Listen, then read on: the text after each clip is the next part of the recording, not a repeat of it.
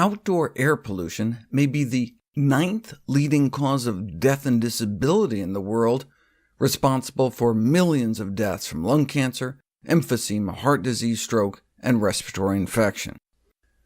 In the U.S., living in a polluted city was associated with a 16%, 27%, and 28% increase in total cardiovascular and lung cancer death compared to living in a city with cleaner air.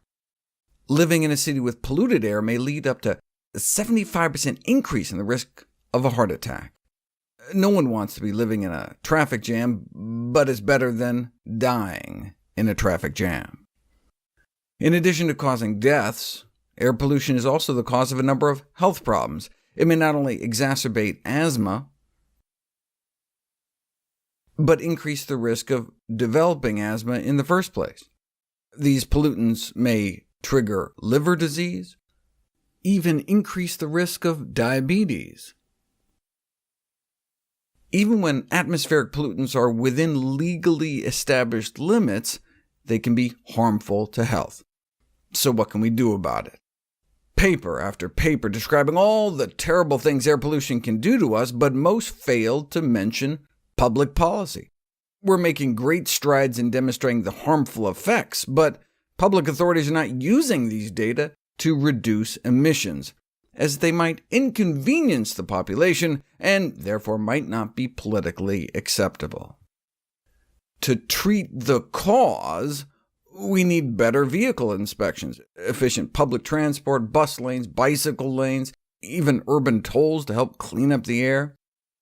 While we're waiting for all that, is there anything we can do to protect ourselves? Well, our body naturally has detoxifying enzymes, not only in our liver, but lining our airways. Studies showing that people born with less effective detox enzymes have an exaggerated allergic response to diesel exhaust, suggesting that these enzymes actively combat the inflammation caused by pollutants in the air. A significant part of the population has these substandard forms of the enzyme, but either way, what can we do to boost the activity of whichever detoxification enzymes we do have? Well, if you remember, broccoli can dramatically boost the activity of the detox enzymes in our liver. But what about our lungs? Researchers fed some smokers a large stock of broccoli every day for 10 days to see if it would affect the level of inflammation within their bodies. Why smokers? Because smoking is so inflammatory that you can end up with elevated C-reactive protein levels for up to 30 years after quitting. And that inflammation can start almost immediately after we start smoking, so it's critical to never start in the first place. But if you do, you can cut your level of that inflammation biomarker CRP nearly in half after just 10 days eating a lot of broccoli. Appears to cut inflammation in non-smokers as well, maybe explaining in part why eating more than 2 cups of broccoli, cabbage, cauliflower, kale, or other cruciferous veggies a day is associated with 20% reduced risk of dying compared to eating a third a cup a day or less. So what about air pollution? We know the cruciferous compound is the most potent known inducer of our detox enzymes, and so most of the research has been its ability to fight cancer. But here for the first time, they tried to see if it could combat the pro-inflammatory impact of pollutants such as diesel exhaust.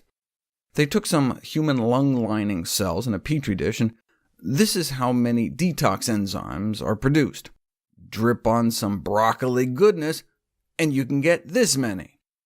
Yeah, but we don't inhale broccoli, we don't snort it, we eat it. Can it still get into our lungs and help? Yes. 2 days of broccoli sprout consumption, then you suck some cells out of their nose, and up to 100 times more detox enzyme expression compared to eating a non-cruciferous vegetable, alfalfa sprouts.